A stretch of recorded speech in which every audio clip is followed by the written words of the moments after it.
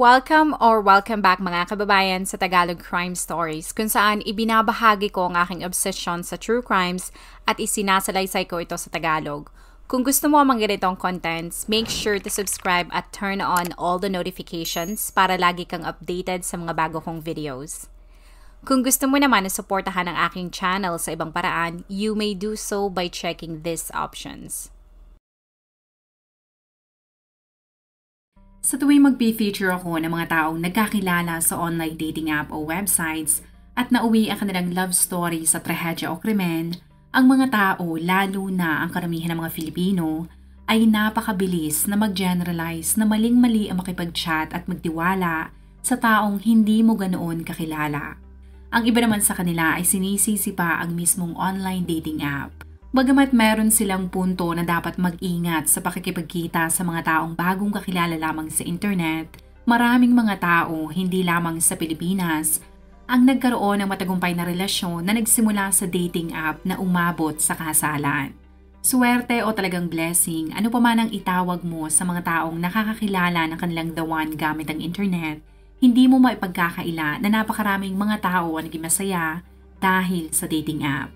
Isa sa mga taong nakahanap na kanyang forever ay ang Filipinang si Dolores. Walang impormasyon tungkol sa kanyang pamilya o kung saang probinsya siya nakatira sa Pilipinas. Pero ang malinaw ay noong 1980s, si Dolores kasama ang kanyang Briton na asawa ay sumakay ng eroplano at nagtungo sa United Kingdom para bumuo ng kanilang sariling pamilya.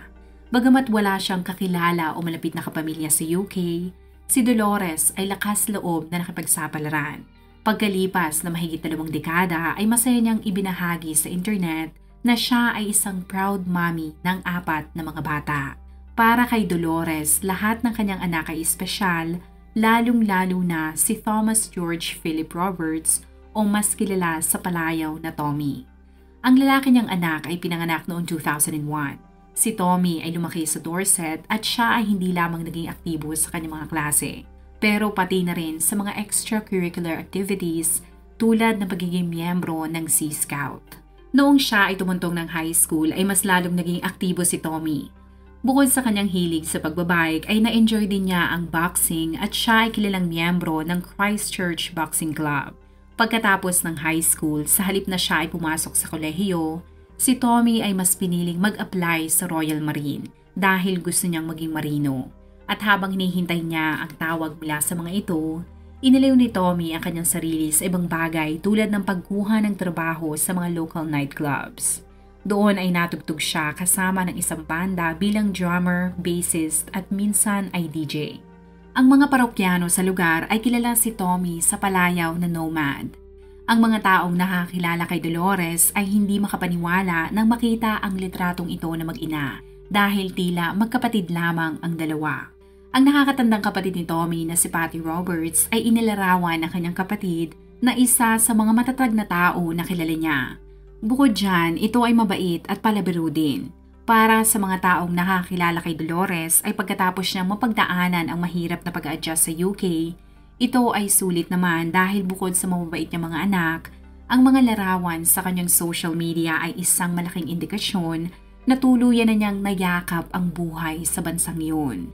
Base sa interview sa Filipina, siya at ang stepfather ni Tommy ay masaya dahil bukod sa lumalaki itong puno ng mga pangarap, ay masaya din sila para sa binata dahil botong-boto sila sa kanyang nobya na si Gemma Walker. Habang hinihintay ng pamilyang Roberts ang resulta ng test ni Tommy sa Royal Marine, sila ay naging abala din lalo na si Patty dahil nalalapit na rin ang kasal nito sa kanyang fiancé. Ngunit ang tila perfect family na nakikita ng mga tao sa social media ay mapapalitan ng kalungkutan dahil noong madaling araw ng March 12, 2022, si Dolores ay nagising sa isang tawag.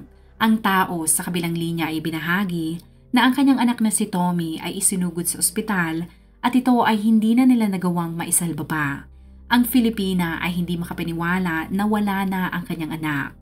Ngunit ang kanyang kalungkutan ay napalitan ng galit nang matuklasan niya ang pagkatao ng salarin. Sa lahat ng kanyang interview ay lagi niyang sinisisi ang gobyerno at hayagan niyang sinasabi na ang sistema ng United Kingdom ay bulok.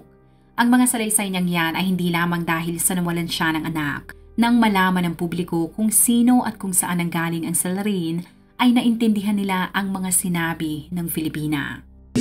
Listen, during the early hours of Saturday, the 12th of March 2022, an individual in Old Christchurch Road, Bournemouth. Ang video na nakikita mo ay ang pag-aresto sa salarin na pumatay kay Tommy. Narinig mo rin na habang siya ay pinoposasan ay binasahan siya ng Miranda rights ng mga otoridad.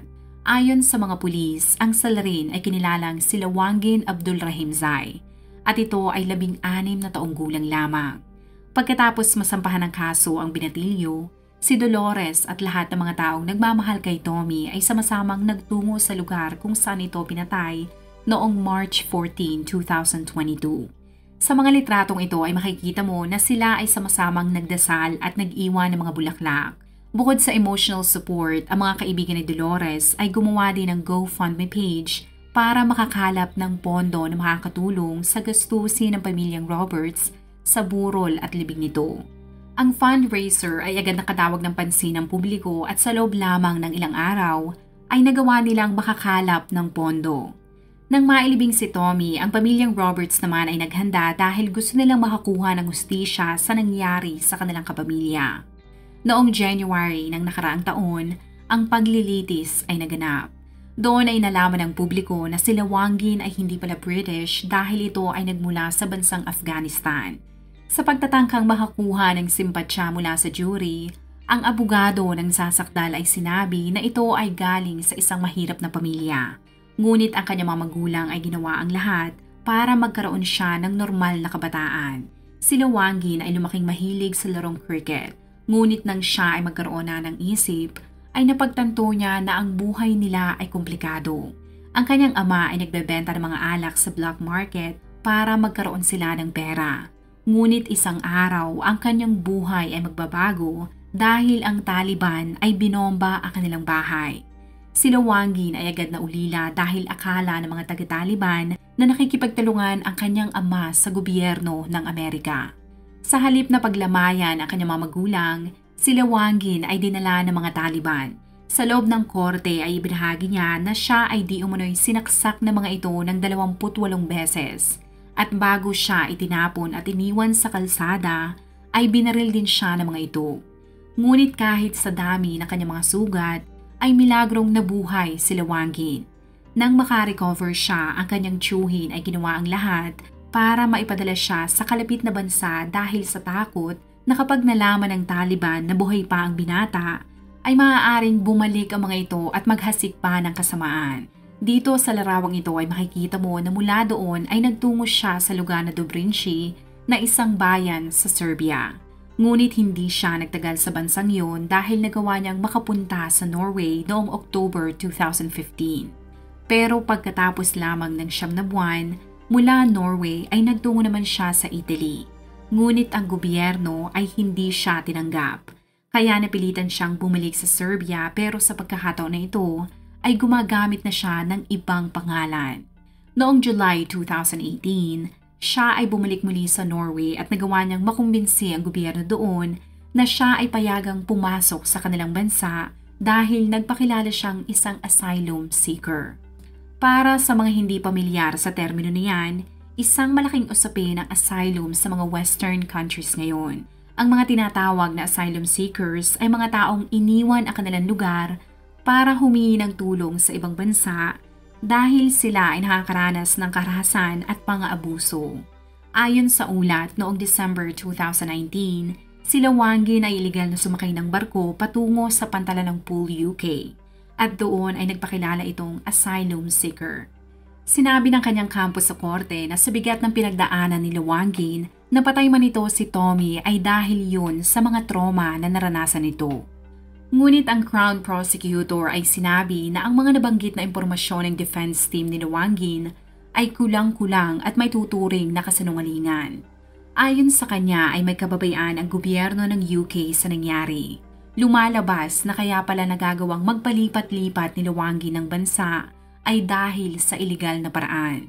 Ito ay karaniwang sumasakay at nagtatago sa trunk ng mga kotse para makapasok sa mga border at minsan naman ay iligal na sumasakay ng mga barko. Ayon sa prosecutor ay nakarating ito sa Pantalanangpool At nang makarating siya sa border ay sinabi ni Lewangin sa mga otoridad na siya ay 14 na taong gulang lamang. Bukod dyan ay sinabi din ito na siya ay nakatakdang makipag-usap sa ahente ng Home Office na tawag sa interview sa mga asylum seekers. Nang marinig ng isang opisyal ang mga salitang yan, agad nitong pinapasok ng United Kingdom si Lewangin. Pagkatapos ng interview sa kanya, ang gobyerno doon ay pinadala ang 14 na taong gulang na si Lewangin sa bahay ampunan. Kalaunan, ang gobyerno ay nahanapan siya ng foster mother sa katauhan ni Nicola Marchant Jones. At bilang parte ng kanilang programa na bigyan ng maayos na buhay ang mga asylum seekers, si Lewangin ay inihalo din nila sa ibang mga estudyante para ito ay makatanggap ng maayos na edukasyon. Ngunit sinabi ng prosecutor na harap-harapang niloko ni Lewangin ang mga otoridad at opisyal sa UK dahil hindi talaga ito 14 na taong gulang. Sa dokumentong nakuha ng prosecutor ay nalaman ng publiko na ito pala ay 19 na taong gulang na noong dumating sa pantalan ng pool. Ang foster mother nitong si Nicola ay humarap sa korte at hindi siya nagdalawang isip na sabihin na siya ay dismayado sa kakulangan at kapabayaan ng gobyerno ng UK sa pag-check sa background nito bago tanggapin at papasukin sa kanilang bansa. Sinabi ni Nicola na noong unang dinala sa kanyang bahay si Lewangin ay hindi ito makabasag pinggan o ibig sabihin ang binatilyo ay mahiyain. Ngunit nang magtagal ay nag-iba ang mga kilos nito. Sinabi niya na madalas siyang ipatawag sa eskwelahan dahil lagi itong nasasangkot sa gulo. Ang mga sinabi niyang yan ay sinang-ayunan din ng isa pang saksi na umupo sa witness stand. Ayon kay Ruby Clark na dating kaklase ni Lewangin, ang Afghan asylum ay laging nasasangkot sa gulo sa kanilang eskwelahan. Ibinahagi niya na kahit ang kanyang nobyo ay walang laban sa lakas ng estudyanteng Afghan at para maipagtanggol ang kanyang kliyente, ang abogado ni Lewangin ay sinabi na ang mga nangyari sa estudyante ay normal lamang para sa isang teenager. Ngunit tinawanan lamang ulit ang kanyang mga salaysay ng Crown Prosecutor. Ibinahagi ng prosekusyon ang mga litrato mula sa mga social media ni Lewangin na magpapakita na kaya pala ito malakas ay nag-aaral ito ng boxing. Pero bukod dyan ay sangkot din ito sa street fighting. Ang foster mother ng Afghan asylum ay nagpatotoo na lagi itong may pera dahil natuklasan niya na ito pala ay sangkot sa street fighting. Ipinagyabang pa mismo nito sa kanya na sa loob lamang ng 10 minuto ay kaya niyang kumita ng 100 pounds o 7,000 piso. Ibinahagi ni Nicola na kinailangan niyang paalisin sa kanyang bahay si Lewangin dahil sa tinangka nitong hampasin ang kanyang ulo sa kalagitnaan ng kanilang pag-aaway. Ang Crown Prosecutor ay sinabi na kung nakaligtas ang foster mother nito sa kanyang karahasan, ay ibinahagi niya na 2 tao ang hindi nagkaroon ng ganoong tsansa. Gamit ang mga court documents mula Serbia ay nalaman ng publiko na si Lewangin ay nakapatay na pala sa bansang iyon ng hindi lamang isa, kundi 2 tao na mga asylum seekers din mula Afghanistan. Ngunit bago pa siya maaresto ay kaagad siyang nakaalis sa Serbia kaya hindi siya nakulong. Ang dating mga kaklase ni Lewangin ay humarap din sa korte at sinabi nila na madalas nitong ipagyabang na huwag siyang kakantiin dahil meron siyang dalang kutsilyo. Base sa school records mula eskwelahan ni Avonbourne ay kinailangan siyang ilipat ng gobyerno ng UK sa Winton Academy dahil sa pagdadala niya ng kutsilyo. Ayon sa prosekusyon, si Lewangin ay mainitin ng ulo at ito ay maituturing na isang bomba na kahit anong oras ay maaaring sumabog. At sa kasamaang palad, ang 21 taong gulang niya si Tommy ang huling magiging biktima ng karahasan nito. Ang kampo ni Lewangin ay ipinaliwanag naman na ang madalas nitong pagdadala ng kutsilyo ay dahil sa trauma na naranasan nito noong siya ay nabugbog at pinagtulungan ng isang grupo. Kaya para maipagtanggol ang kanyang sarili, ay lagi nitong sinisigurado na meron siyang dalang kutsilyo. Ang insidenteng yan ay di umano'y inireport ni Lewangin sa mga otoridad, ngunit wala man lamang ginawa ang mga ito para hulihin ang mga salarin.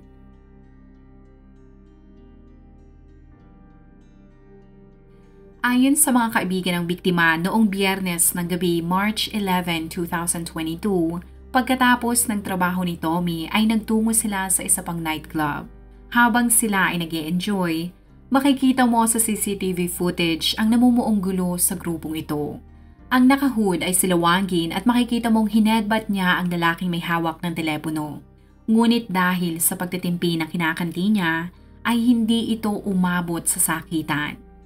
Base sa sinumpaang salaysay ni James Medway na best friend ni Tommy, ang dalawa nilang kaibigan ay nagpaalam na, pero silang dalawa ay pinagpatuloy ang pagpunta sa mga clubs. Ang dalawa ay nahagipa sa CCTV na pagkatapos nilang lumabas sa club na tinatawag na For Your Eyes Only, ay nagdesisyon na maglakad sa lugar dahil gusto nilang bumili ng pagkain. Habang nangyayari yan, si Lawangin naman ay nahagip ng CCTV na bumili ng energy drink at chocolate bar. Pagkatapos noon, bandang 4:37 na madaling araw, nahagip siyang sakay-sakay ng inuupahan niyang e-scooter. At sa CCTV ay makikita na iniwan niya ito sa labas ng subway. 2 minuto pagkatapos niyang iwanan ang scooter, ay ang pagdating naman ng magkaibigan na sina James at Tommy dahil naghahanap ang mga ito ng masasakyan na taxi. Ngunit nagbago ang kanilang isip nang makita nila ang scooter na nasa gilid ng subway. Sinabi ni James na kinumbinsi niya si Tommy na sa halip na sumakay ng taxi ay mas mabuti pa na gamitin nila ang scooter. Ngunit bago pa nila ito mahawakan ay kaagad dumating si Lawangin at sinigawan sila na siya ang may-ari ng scooter. Sinabi ni James na agad naging agresibo si Lawangin kaya para matigil na ang hindi pagkakaintindihan ng dalawa, ang peacemaker na si Tommy ay pumagitna ngunit hindi yun nakatulong sa sitwasyon.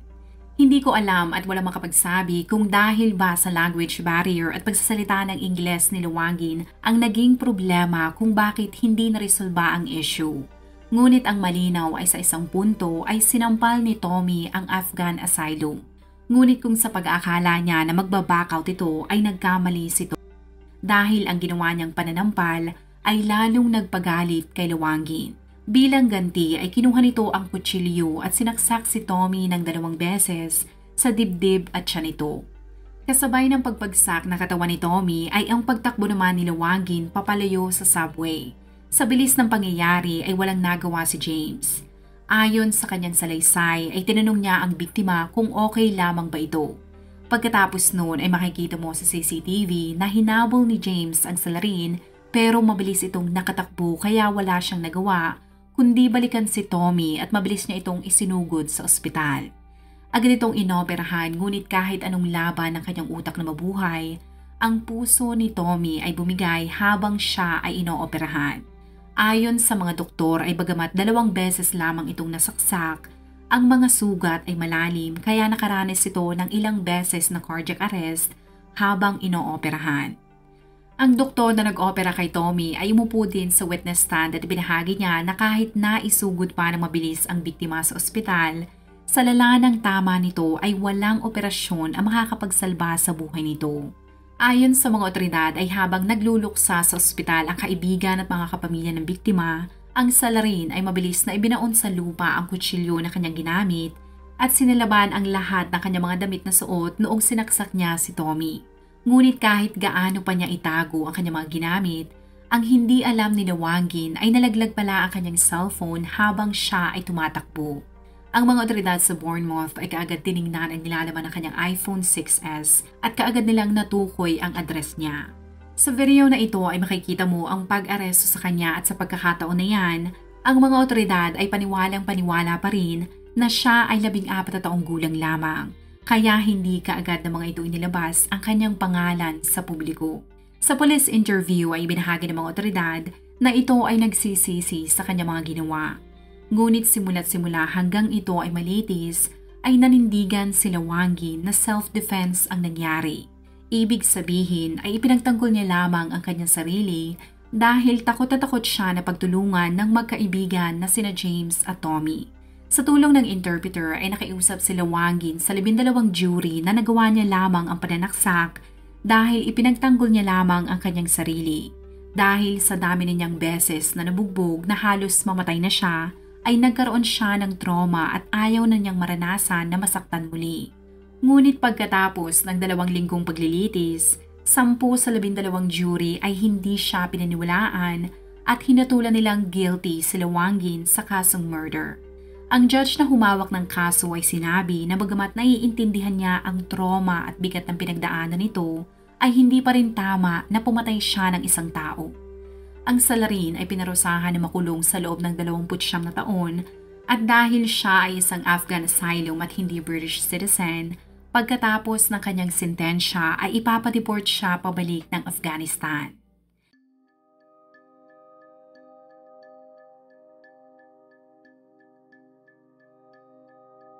Bagamat nakamit nila ang hustisya, ang pamilya ni Tommy, lalo na ang kanyang mga magulang, ay sinabi na hindi na noon maibabalik ang buhay ng kanilang anak. Sinabi ng ama ng biktima na wala siyang problema sa mga asylum seekers dahil naiintindihan niya na desperado ang mga ito sa kanilang sitwasyon. Pero ang gusto niya sana ay higpitan ng kanilang gobyerno ang pag-check sa background ng mga ito bago tanggapin at ihalo sa mga mamamayan sa UK. Ibinahagi niya na kahit makulong o bitayin pa ang suspect, ay hindi na noon maibabalik ang kanyang anak. Kaya nanawagan siya na baguhin ang batas sa immigration para wala ng mga taong makaranas pa na mawala ng mahal sa buhay. Sa victim impact statement naman ni Dolores, ay ibinahagi niya na bagamat wala na si Tommy ay gusto niyang malaman ng buong mundo na siya ay isang proud na ina. Pagkatapos ng nangyari sa kanilang sariling mamamayan, ilang mambabatas ang nanawagan sa gobyerno ng UK na baguhin ang kanilang immigration policy. Ilan sa kanila ay nagmungkahi na bago ihalo ang mga asylum seekers sa publiko, ay kailangan munang idetene ang mga ito at saka pakawalan pagkatapos ng masusing background check. Ang ilan ay nagsabi na ang United Kingdom ay dapat gayahin ng mga bansang tulad ng Poland at Hungary na may mahigpit na batas sa mga asylum seekers. Sa report na ito ay makikita na ang panawagan ng pamilyang Roberts ay pinakinggan ng gobyerno ng United Kingdom. At noong July 2023, ipinatupad nila ang Illegal Migration Act kung saan kapag ang mga taong asylum seekers ay walang maipakitang dokumento, sila ay automatic na dadalhin sa detention facility mapabata man o matanda.